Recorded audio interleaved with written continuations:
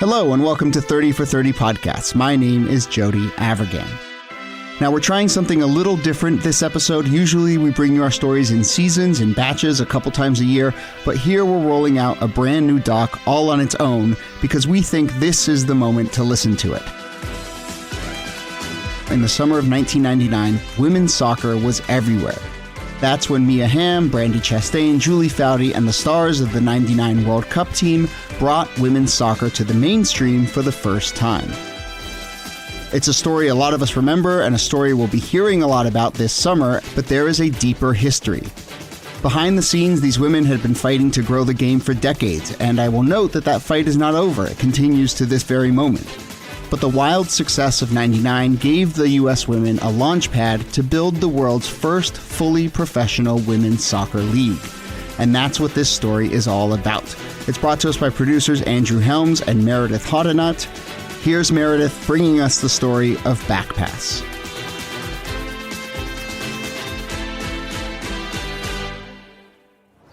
Julie? What's up, Coach? So nice to have you with that damn video camera every time somebody walks out.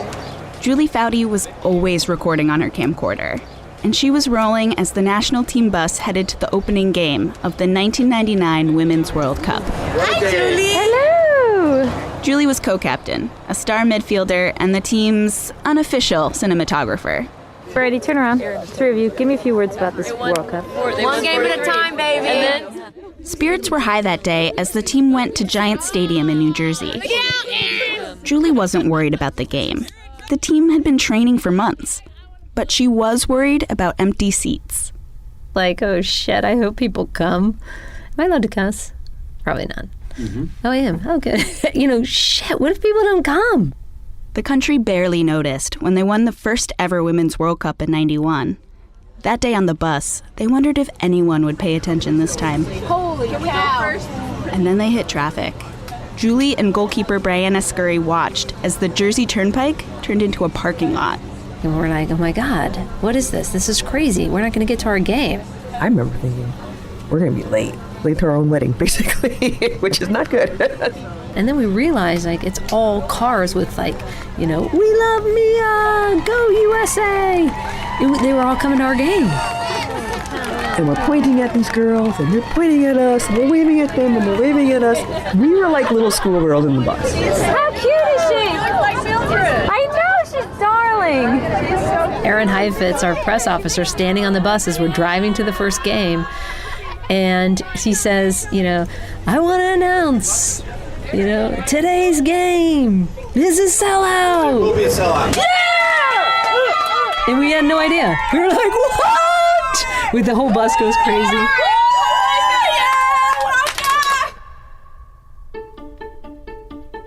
That's when I think we realized, all right, we might be onto something here. This is bigger than even we dreamt it could be. World Cup fever has hit the United States. The U.S. crushed the competition. They racked up win after win and sailed past Brazil into the final. That's it! The USA is going to the final of the World Cup! The team's run captivated the country. This event is a lightning rod for not just soccer, but for women's sports. Finally, women's sports could fill the biggest stadiums in the country. We've never seen anything like this in the history of the planet. Welcome, everyone, to the Rose Bowl in Pasadena, California, for the much-anticipated final between China and the United States. The Rose Bowl was packed. It was crazy. Everybody was hooked on these women winning a World Cup. Shannon Box cheered from the stands, with her face painted red, white, and blue. Oh, it was blazing. It was so hot. And on the field, I remember them saying it was like over 100 degrees. Shannon had graduated from Notre Dame a few months earlier. She was a top college soccer player and had dreamed of playing for the United States, but she was always just below the national team level. After college, there was nowhere for her to play, no women's professional league, and no way to make it to the national team. Man, I really wish that could have been something for me. I really wish I could have made it to that level. 90,000 fans filled the Rose Bowl, and millions more tuned in from home. The final match against China was the most watched soccer game in American history at that time. The nation held its breath. First half. Michelle Agner's guns it long, but it's right at Gao Hong. No goals. Second half. She can't break through the U.S. defense. No goals. Overtime. Send up the line. Rebound was cleared. Still no goals. Referee has just looked at the watch. That's it. The winner of the 1999 Women's World Cup will be decided on penalty kicks. It all came down to just one kick. Chastain will take it. Brandy Chastain approached the penalty spot, put down the ball, and stepped back. Team captain Carla Overbeck was standing behind her at midfield. I'm a little superstitious, and I couldn't watch. I'm looking down because I knew if she missed, I would hear the crowd go, oh. And I knew if she made it, I would just hear craziness. And so I wasn't watching, and then all of a sudden, the entire stadium just erupted. The United States has won the Women's World Cup. Brandy rips off her jersey and falls to her knees. Without a doubt, this is the lasting image of the World Cup. Brandy Chastain on her knees, waving her jersey instead of wearing it. Brandy and the national team were everywhere. Get ready for the girls of summer. The nationwide victory party continues today. Magazines, commercials, morning shows, the White House. We want to welcome this remarkable team. Their triumph has surely become America's triumph. By creating the largest women's sporting event in history, they have exploded the myth once and for all that women's sports can't attract fans, and it is about time that has happened. They were stars, and their popularity kept rising. Julie and the rest of the team realized that this was the moment to chase their dream and build the world's first women's professional soccer league. I just remember thinking, like, is this a reality? Like, we're actually going to pull this off. A pro league would build on the energy of '99 and grow the game for future generations. To start a league, they needed approval from the U.S. Soccer Federation, the governing body of the sport in America. But there was a problem. We had no trust with our federation. I mean, it was the relationship was torn. It was bad. The national team had been fighting with U.S. Soccer for years. The 20 women on the U.S. soccer team are paid between $15,000 and $35,000 a year, more of a stipend. We didn't want to make millions. Co-captain Carla Overbeck. We just wanted to be able to survive and not have to get outside employment to play the game we loved. We've been on this team 10, 12 years, and yet our salaries are squat, you know? It doesn't seem fair. The fights had escalated after Julie met tennis legend Billie Jean King, an icon, a leader in the fight for gender equality in sports. Julie told Billie Jean about the team's struggles with the federation.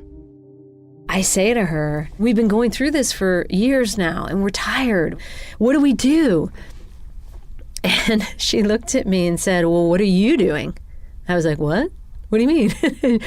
She said, what are you doing, Foudy? You as players, what are you doing? And as Billie Jean, does, she goes into this kind of roar like, you have the leverage. You change it. By the time of the '99 World Cup, the players had gotten more organized and hired a lawyer. The fights were brutal, and the women's success in '99 only amplified the tension, just when they needed the federation's support to start a new league. There was not a player on that national team that felt like the federation wanted a women's league.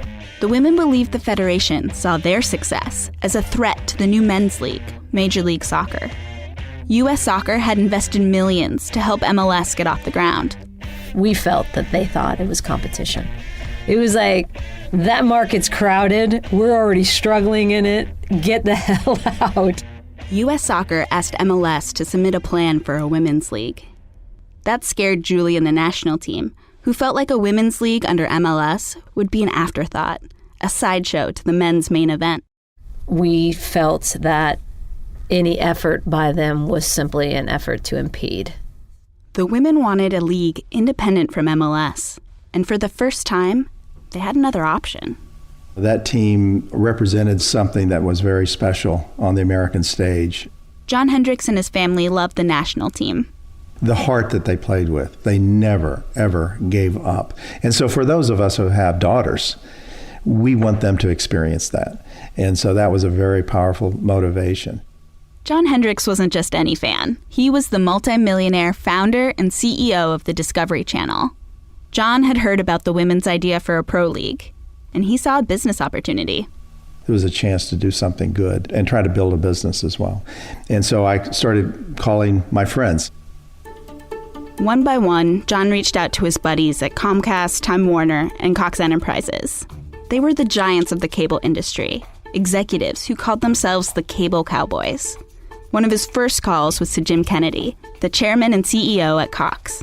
John said, hey, I have this idea. I think the time has come for us to have a women's league here in America.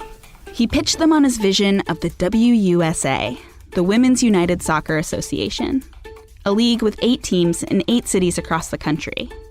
WUSA would be a business built on the stars of '99.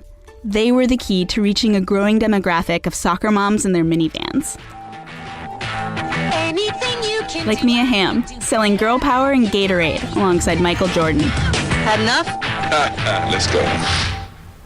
It wasn't unreasonable to think these women could really be the face of soccer in America, not just women's soccer. John asked the cable companies to put in $5 million per team, startup capital to launch the league, and keep it going for 5 years. Altogether, they put in $40 million to capture the magic of the '99 World Cup. They were pre-sold. Everybody was in love with the U.S. women's national team. It was fairly easy. They all said, John, if you're in it, I'm in it, and let's give it a shot. Julie Foudy was thrilled when she heard that a bunch of millionaire cable executives wanted to fund a women's league. We almost saw it as a way out from underneath U.S. soccer. We were like, freedom! Let's get out of this place. We've got someone else finally. Carla Overbeck felt the difference between U.S. soccer and John Hendricks. It was just refreshing because so many other meetings with the Federation, it was a fight. And here, this man of this magnitude had an appreciation for what we did and what we could possibly do starting a league. For the first time in their careers, soccer could be a full-time job for these world champions. Some of the players on the national team were just scraping by on $15,000 a year. Now, WUSA was offering these same players an $80,000 salary and a 5-year guaranteed contract. You know, we were basically like, where do you want us to sign? What do you need us to do? We're in. The national team and cable company investors worked together to get approval from U.S. Soccer.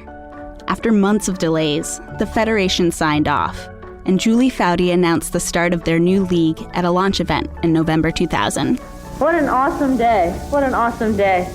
We have dreamt and talked about it. You know, how cool would it be to not only start a league in this country, but to have the best league in the entire world. And we are doing just that. To spread the magic of '99, the 20 World Cup stars joined teams across the league. Mia Hamm signed with the Washington Freedom, Brandi Chastain with the Bay Area Cyber Ace, and Julie Foudy went to her hometown team, the San Diego Spirit.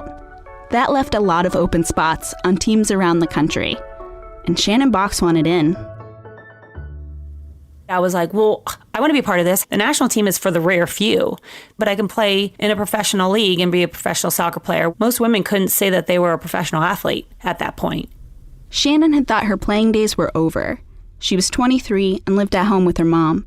She was considering grad school and worked at California Pizza Kitchen to make ends meet. Barbecue chicken chop salad. Yum. And it was free lunch. This new league was her chance to get back on the field, and she was not going to let that opportunity pass her by. And I actually reached out to Tony DiCicco and said, I'm interested. Hey, don't forget about me. Tony DiCicco had been the head coach for the U.S. women's national team during the '99 World Cup, and he was in charge of recruiting players for the new league. He wrote back to Shannon right away and invited her to try out at the combine. I remember walking off the plane and being like, here I go, this is my opportunity. But I was really nervous. In December 2000, over 170 women traveled to southern Florida to fight for a spot on a WUSA roster. It was a who's who of international and collegiate soccer talent. It was like a giant reunion too, and at the same time I remember like seeing players and being like, ugh, they play for UNC, or ugh, she played for Notre Dame. Jackie Little had just graduated from Santa Clara University, a powerhouse program. She had 5 days to impress the coaches, and the competition was fierce. There was a gnarly injury during one of my games where a girl literally broke her ankle and it popped out. It's not like college, and you're fighting to get drafted into the first ever women's league. I mean, it was intense for sure. Tom Meredith was a few fields away. He was the VP of operations for WUSA, the logistics guy. Every company, every team has to have somebody that wants to have the trains run on time, and I like to be the guy that does that. Tom planned every detail, from booking travel to buying soccer balls, and he knew what his part of the combine had cost. But there were a lot of last-minute expenses from the league office, like camera crews that needed power. And I'm like, did you get the generator? Did you have power that you need that's 400 feet away? Okay, you need a generator. Well, there's only one in town and I got it, but it's costing me twice what it should have. John Hendricks came down to the combine. Tom picked him up in a golf cart and drove him around the fields. And he sees the camera and he sees the people, and then he gets a sense for the size of this thing. And John said, Tom, how much is this going to cost? And I said, John, I have no idea. It's a morning of dreams. After a week of tryouts, all the players could do was wait and hope to hear their names called. Welcome to the inaugural global draft of the WUSA, the Women's United Soccer Association. The clock will be running for Atlanta Beat. The clock is running for Philadelphia Charge, for the Washington Freedom. Shannon Box was in a hotel conference room, watching the draft on TV. And I was chatting. I don't even think I was paying that much attention. And all of a sudden I heard my name and I was like, what? Like, I just got picked? The San Diego Spirit drafted Shannon in the 3rd round, 19th pick overall. She was going to make a living playing soccer. I was shocked. I really was shocked. I remember walking out of that room and grabbing my phone and shaking and crying and like calling my best friends, being like, I just got picked. I just made it. Tempest, the clock is running. And then, the end of the 4th round and then the 5th, I'm like, okay, I can get drafted now anytime, please. Jackie could finally breathe in the 6th round when she was drafted by the Bay Area Cyber A's. Oh my God, this is so cool. This is my job. Like, how cool is this? This is my job.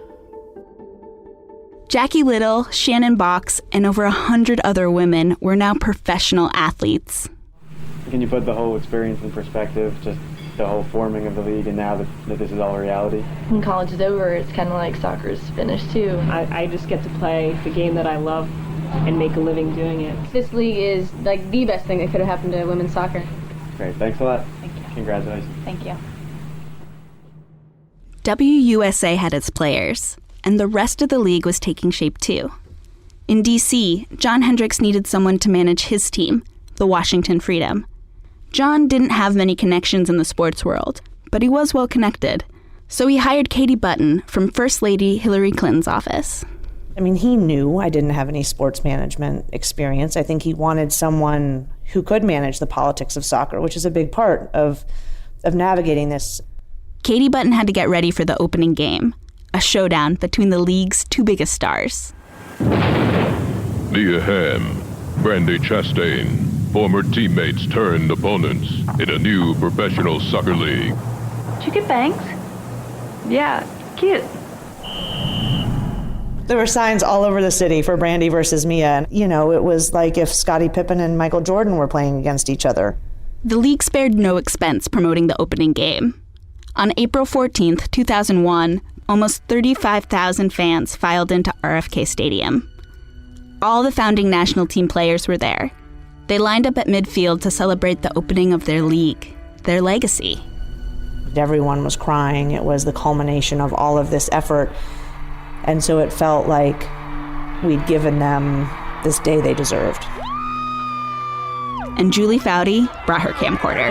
This is it! We did it! We're here! I could not believe it! I recall shooting Billie Jean at the game and saying, "You helped us be part of this. This is happening, Billie. This is happening right now. We're living this." And the crowd of 35,000 behind her. You waited a long time for this, baby! We did it! You did it! History, baby! History! You just felt like, okay, we did it. That was one of those moments where you're like, pinch me. Is this happening? The dream of a league came to life as games kicked off across the country. Metropolis pulls the trigger and scores! Big save by Scurry! Hamm left it go and scores an incredible goal! I remember the first time going up against Mia Hamm, and she was running at me, and I was trying to defend her, and I'm like, okay, wait, focus. I'm actually defending Mia Hamm at this point. Nice little 1-2. Hamm draws two defenders. I still can picture it. Like, I was on the left side. She was dribbling down. We were almost at the 18, and I was like, don't screw up, Shannon. Don't screw up, Shannon. Box is there. She continues the battle. She beat me, and I was like, oh. Every single game was so exciting because you're literally playing with and against these players that you looked up to all these years. Shannon box. Can she go up for the header? A goal! Shannon box with a brilliant header! Shannon moved out of her mom's house and got her own apartment.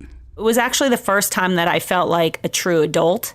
I was doing something that I loved to do. I had a passion for it, and I was getting paid to do it. It was a lot more money than CPK.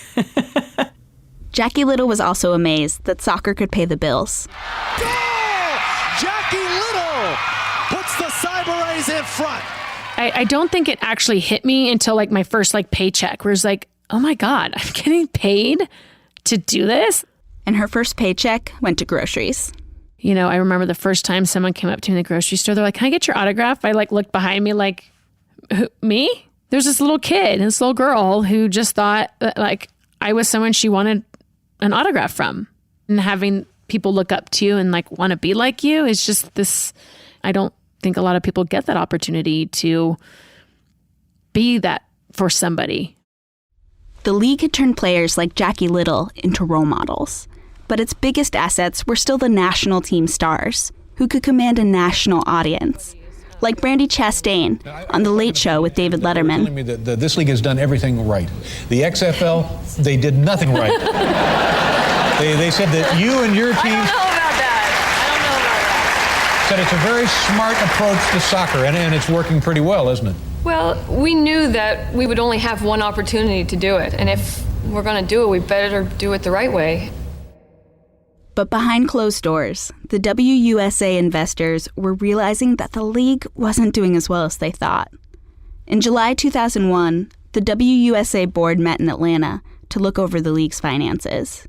John Hendricks traveled to be there in person. The tone of the room was a little tense. You know, that was a key meeting. Lynn Morgan was the general manager of the Atlanta beat. And so I was invited to attend, and I was curious to kind of learn what they were learning. They all knew this was going to be a meeting to talk about, you know, where they were financially, but no one expected what they heard. CEO Barbara Allen laid out the numbers. In total, the cable companies had invested $40 million. $40 million to launch the league and carry it through 5 years. And now, just halfway through the first season, all the money was gone. It was shock. It was, what did you just say? I remember thinking, how did we do this? Julie Foudy was a player representative on the board. How did we allow this to happen, right? How did we not see this coming? There's a saying, with enough thrust, anything can fly, and we thought we had the thrust. Jim Kennedy and Cox Enterprises had put in $10 million to fund 2 teams. We thought with the success of the World Cup, the athletes we had enough thrust that anything was going to fly. That confidence had propelled the league to throw millions into national advertising and expensive Manhattan office space. And that's not even counting the additional $24 million they spent on renovating stadiums. We wanted a professional level experience, and we were kind of gambling to make this big on the U.S. stage. But the problem wasn't just overspending. Early on, it was clear to Katie Button that the investors had signed off on a flawed business plan. What was budgeted was a joke. I mean, that business plan was a joke. It didn't include rent. It didn't include any renovation that had to happen at stadiums. It didn't include marketing for the opening game, which worked, but it cost money. The WUSA investors had built the league they wanted, not the one they had budgeted for. And that day in Atlanta, it was clear. The dream of building women's professional soccer was going to need a lot more money. The investors had a choice: put in millions more or pull the plug. And all of us said, look, if there's 2 or 3 of the owners that don't want to do it, it's not going to go. And so it had to be a unanimous decision. I think they probably all felt a little sucker punched. Lynn Morgan knew the league might not live to see its first championship game if the investors pulled out. So that was a very pivotal moment for many of them. But there wasn't an investor in the room that was ready to walk away. Not at that point. Around the table, we all agreed, that we would pony up for the second year. But it was clear we had to see progress. After season 1, the board scrapped the business plan and started from scratch. They needed a new CEO to slash spending, and they picked Lynn Morgan. When my name came up, it was like, you kidding? Wow. It was a no-brainer. It was like, of course I'll do it. Lynn took over shortly after the first championship game.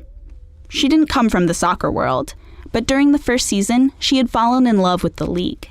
I developed such a relationship with the staff and the players and everything else. I mean, you really become a very, very tight-knit family. And whatever it takes to keep this thing moving, we'll do that. Lynn's confidence reassured Julie Foudy and the rest of the board. And what was so great is Lynn walked in. Lynn has a swagger to her, right? She had this confidence of, all right, we're going to get this done. Lynn got expenses under control. She cut staff and moved the league's headquarters from Midtown Manhattan to Atlanta. In the second season, the soccer was still the best in the world. Back to Foudy, the header! Julie Foudy, goal! Number coming through, it's in the net! It's in the net! That's it! The Carolina Courage win the Founders Cup! But after the second season, the board demanded even more budget cuts. And that's when those really tough decisions had to be made. Lynn proposed a pay cut for the players in the top income bracket. The stakes were huge. The board wasn't going to fund a third season without these cuts. And it really was the last thing to cut, because I wanted the players to feel like this could be a real profession. I knew we were now cutting into their expectations. We were now playing with the dynamics of being a professional. News of the pay cut reached the players. I was pissed. I was just mad. Shannon Box had just been traded to the New York Power. She had packed up her life in San Diego and moved across the country. Then she heard her salary was on the chopping block. I just came all the way out here. I can't do this. If I'm going to have to give up money, I'm not going to continue playing this year. I'm going to go back home and I'm going to apply to school and I'm going to be done. Carla Overbeck gathered the founding national team players. I was just like, listen, this is our league. And as sort of ownership in this league, that's our responsibility to take the pay cut. You can't take money from sort of the bottom half of the roster, even the middle of the roster, because they don't make that much money. And it's the right thing to do. The national team players took a 25% pay cut for season 3 and agreed to give up their guaranteed salaries for seasons 4 and 5. In return, the board agreed to fund a third season. Shannon Box had already applied to grad school when she heard the news. I remember them coming back to us and having a meeting saying, you know what, we chose as national team players to take the pay cut instead of you guys. It made me feel special because I felt like maybe they thought that I brought something to this league. Shannon worked even harder to get ready for the next season. The amount of confidence I had going into that third season, it was crazy. Jackie Little was also training for the third season with her new team, the Washington Freedom. After the pay cut, everyone could feel that the league was on shaky ground. They weren't in the boardroom, but the players knew one thing they could do was be there for the fans and sign all the autographs they could. Katie Button would come out with like 30 Sharpies. I still have Sharpies in like every jacket pocket. Yeah. She would stand at the tunnel and be like, here are your Sharpies. And you'd sign autographs for 20 minutes after the game. We'd always tell them to try and hit a different section so they'd see different kids. When you won, you'd obviously stay out there all day long. But sometimes if you're kind of grumpy about the game or pissed off about something, going and signing the autographs actually got you out of your funk. Because then you'd see this little kid who's like, I love you, you're such a good player. And then you're like, okay, these kids think you're great whether you win or lose. You know, so it felt like this is the place I wanted to be. And like, I want to keep growing this league. And the league was growing, slowly. Lynn Morgan's leadership had stopped the bleeding. League-wide, revenue was up 27%. We were getting closer. We were definitely making some great strides. WUSA had lost $100 million over the course of 3 years. But that was pretty normal for a startup league. Major League Soccer had lost $250 million in its first 5 years. If you compared us apples to apples with some of the other leagues, we were doing pretty well. In a lot of ways, we looked really good. MLS had survived thanks to its wealthy private owners. But Katie Button was starting to get nervous that the WUSA investors didn't have that same commitment. We were on the right path. We made mistakes. We weren't perfect, but we were on very solid footing by the third year, except for our owners. The cable companies were publicly traded, so they didn't have the patience to slowly grow a league. They were investing their shareholders' money, and those shareholders needed to see a return on the investment. The investors were enormously enthusiastic and proud and happy with what they'd done. So I think they felt caught because they were personally enthusiastic, but it wasn't their money. John Hendricks fought to hold the investment group together. It was something bigger at stake than just another business. This was part of a movement. It was part of gender equality in America. It was part of, making sure that every little girl had role models to look forward to. It was August 2003, and the WUSA board was going to meet in September, right before the Women's World Cup. And I was getting just calls from Time Warner and Comcast of, look, we love this. We'd like to go a fourth year, but John, we've got to see progress. John didn't have much time. WUSA desperately needed cash, so John had to find the money before the next board meeting. That stress followed him all the way to San Diego for the Season 3 championship game. The WUSA on ESPN2. It's Founders Cup 3. The fans filing in. It was a beautiful blue sky day.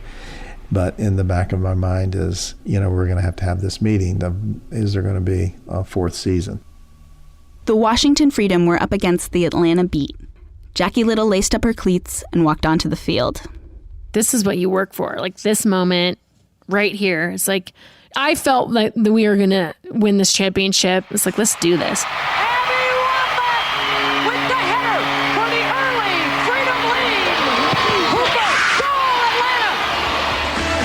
Team to score would win it all.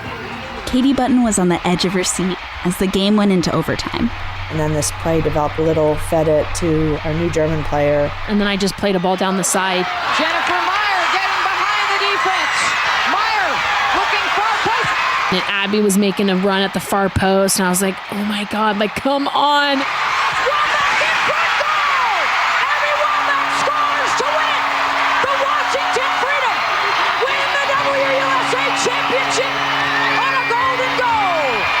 And I remember Mia and Abby just falling into a pile together as soon as the goal was scored. Abby's laying there and everyone just like dog piles. I mean, the bench clears and yeah, she just laid there and everyone just dog piled the poor thing. The stadium went crazy. The Freedom passed around the Founders Cup trophy and then partied all night. definitely drinks were flowing and we were partying and celebrating, and flight home the next day was long.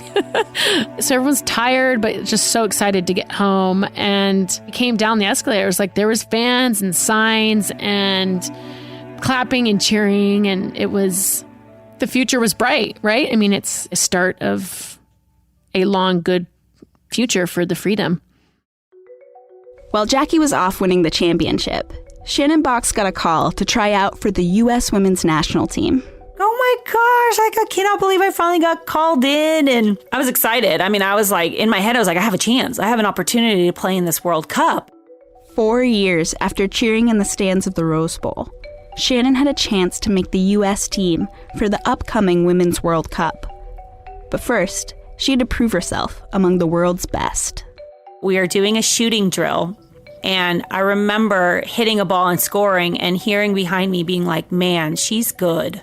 And it was from like Mia, Julie, like it was those players behind me. And I was like, did they just say that? Were they talking about me? The same day the Freedom won the Founders Cup, Shannon got a call. April Heinrichs, the national team head coach, wanted to see her. And I sat down and all of a sudden she goes, so, we've decided that we're going to put you on the World Cup team. And I just like looked at her and I was like, excuse me? I was like, what'd you say? She just started laughing. She's like, you made the World Cup team. And I just remember just losing all my emotion. And she came and gave me a hug and she's like, you deserve this. As Shannon headed to the World Cup, Jackie headed into the off season.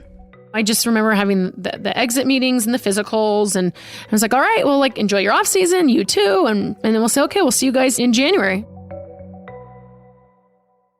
In Washington, John Hendricks was preparing for the board meeting. So I knew this next meeting was going to be tough. He scrambled to find new investors. We were really scouring the planet for anybody. Every potential investor said no. The board meeting was days away, and John had one last play. He turned to U.S. Soccer for a loan to buy the league some time. It was a tough blow for national team captain Julie Foudy. And I think it was so biting because we wanted to prove we could do it on our own without U.S. Soccer, right? That crap, we've got to go back to them with our tail between our legs. And that's the last thing we wanted to do, right? We wanted to be like, see, we can't do this without you. Now they needed U.S. Soccer's help. But the Federation was skeptical. From their side of it, they had invested so much. On the men's side, I think they had a lot riding on their success, and I think they were always doubtful that the women could make it as professionals. U.S. Soccer said no. They were at the point of realizing, well, is this fourth season going to be the last season? And that's the thing. If people can't see the fifth and sixth season, do you want to be part of just throwing good money after bad? John and the board met on September 15th, 2003. It was a dismal meeting. It was just the worst. It was in New York, and we were just at the end of the rope trying to look at trends that would give us any reason at all to try to keep it going for a fourth season. But there were no new investors, no loan from U.S. Soccer, and most of all, the WUSA owners weren't willing to invest any more money. The board voted to shut down the league, just 5 days before the 2003 Women's World Cup. It was a devastating kind of emotional experience to do that. John broke the news to the rest of the league. And I remember sitting in my office and John called and said, it's done. We pulled the plug. We're doing it now so you can pay your staff for another couple months, but it's done. You need to go tell them. And then we gathered in the conference room down the hall, and I had to tell everyone, and I think as unprepared as I had been, they were that times 1,000. Bad news today for a league that was once hailed as a vanguard for women in sports. The 3-year-old Women's Professional Soccer League is shutting down. Folded after it burned through a $100 million investment in just 3 seasons. The announcement comes just 5 days before the start of the Women's World Cup tournament. Someone called me and they're like, your league folded? And I was like, what? And they heard it on the news or something. And I was like, wait, seriously? Jackie Little was at home when she heard. It was a very big shock that I got a phone call from somebody who heard the league had folded on the news. And it wasn't from a coach or a GM or anything like that. It was definitely shocking. The national team was training in Virginia for the Women's World Cup. Julie Foudy called everyone together to deliver the news. The vision that comes to mind, actually, is we were in like a huddle, almost like we were praying. And I was delivering the news of what had just transpired on this call and what the reality was. The circle we made on the field, everybody had their heads down. Goalkeeper Brianna Scurry. And there was a somberness. And it was just like silence. It was as if someone had died. Which it really was. It was like a death of the family, really. Because, to be honest, that group of players had never failed at anything. And it was almost as if it was the first time that, as a collective, we hadn't succeeded. Even though at the time you don't think about it that way. We, for the first time, had failed. Just being, devastated that it was done. And I'm not going to lie, a little bit felt lucky. This was Shannon's first time with the national team, but she was torn with survivor's guilt.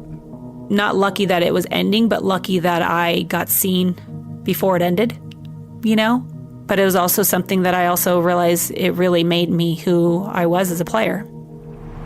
Team on three. 1, 2, 3. Team! Stay real quick. Julie Foudy had to prep the team as they went to meet the press. They're all over there, and they're going to be asking. And it just, became a thing you had to talk about the whole World Cup too, right? You had to keep going back to that emotional tank of, we failed at this. Right? It doesn't have to be all smiles. Show them that you care that much about saving this, okay?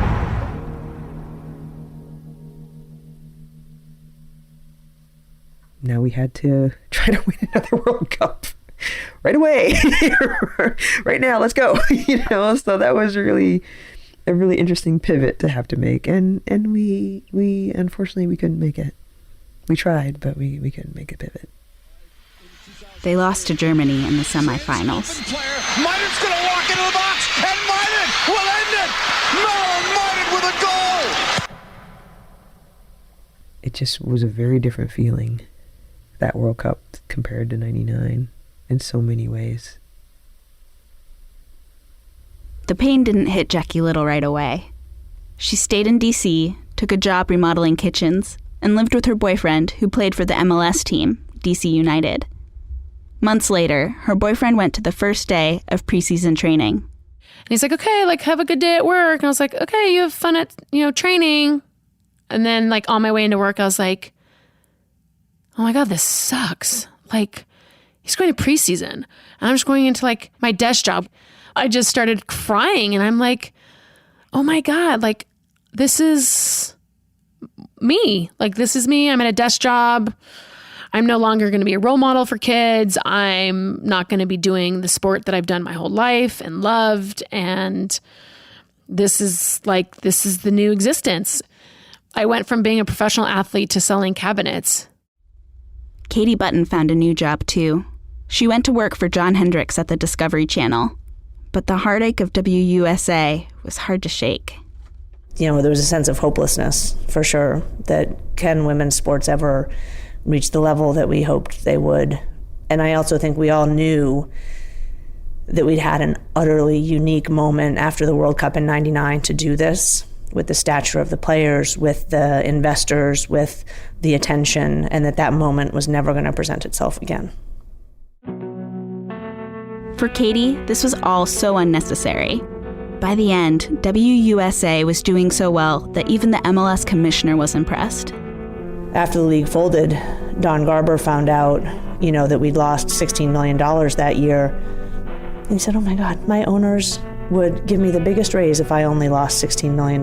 We lost $75 million this year. And so we knew it wasn't like we were operating in another reality.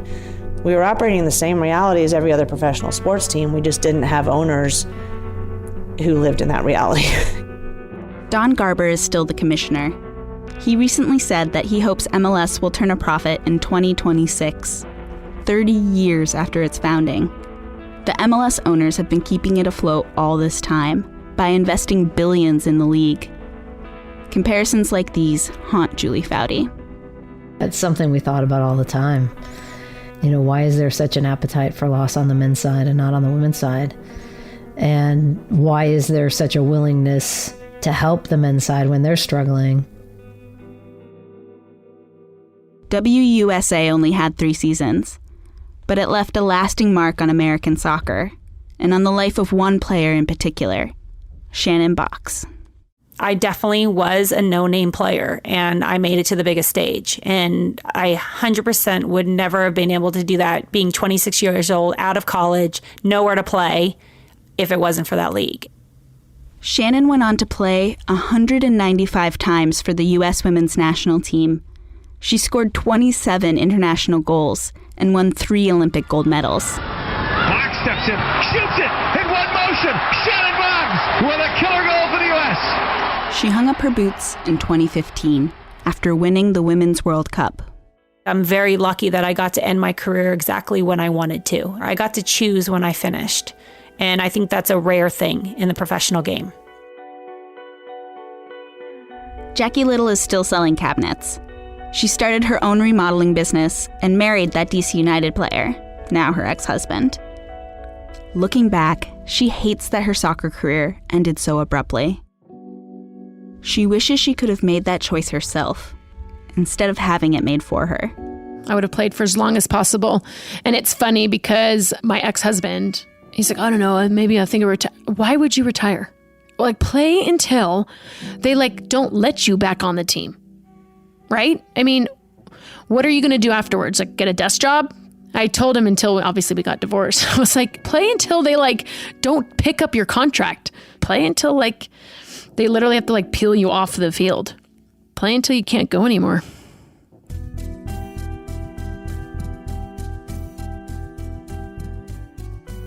Thanks for listening to 30 for 30 Podcasts. My name is Jody Avirgan. ESPN Films senior producer Aaron Leiden and I are series editors. This story was reported and produced by Andrew Helms and Meredith Hodenot. It was edited by Andrea B. Scott, with archival research by Brendan Reese. Mixing and sound design for this episode by Meredith Hodenot. Our very own Andrew Mambo was project manager and helped edit this episode. And I'll point out, this story took place years ago, but the fight and the tensions between the women's national team and U.S. soccer do continue. You may be seeing some of this going on right now in the news with clashes over equal pay. There's some possible lawsuits. It's very much an evolving story. So, as such, later this summer, during the World Cup, we're going to be posting a bonus episode. I'll talk with Andrew Helms and Meredith about the World Cup, play some audio that didn't make it into the episode, and we'll talk about the latest in U.S. soccer. So keep your eye out for that. And if you have any questions in the meantime for us or them, send us an email, 30for30podcasts@espn.com. The 30 for 30 podcast team also includes producers Mitra Kaboli, Ryan Nantel, and Keith Romer. Additional archive research by Vin DeAnton. Sam Dowd was the production assistant on Backpass. We had additional production support from Rachel Bain, Bradley Campbell, Amber Espinosa, Emily Foreman, Rich Halton, Kelly Jones, Barrick Wright, and special thanks to Audio In Recording in Salt Lake City. Natalie Mead provided fact-checking. For ESPN Films, our executive producers are Connor Schell, Rob King, and Libby Geist. Our development team is Adam Newhouse and Jenna Anthony. The 30 for 30 team also includes Deirdre Fenton, Jennifer Thorpe, Kath Sankey, Louise Argianis, Maria Delgado, Tom Picard, Paul Williard, Eve Wolf, and Alex Bowen. The ESPN audio team includes Trog Keller, Tom Ricks, Megan Judge, Pete Giannassini, Ryan Granner, Devin McGowan, and Elizabeth Fearman. Special thanks to Lee Burke, Emily Burt, Dan Cortemanch, Joe Cummings, Anson Dorrance, Lauren Gregg, John Langle, and Casey Sage. Our theme music was composed by Rishikesh Hirway.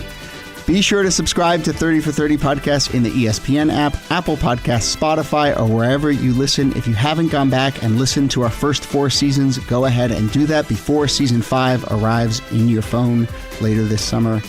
We'll be back soon with more 30 for 30.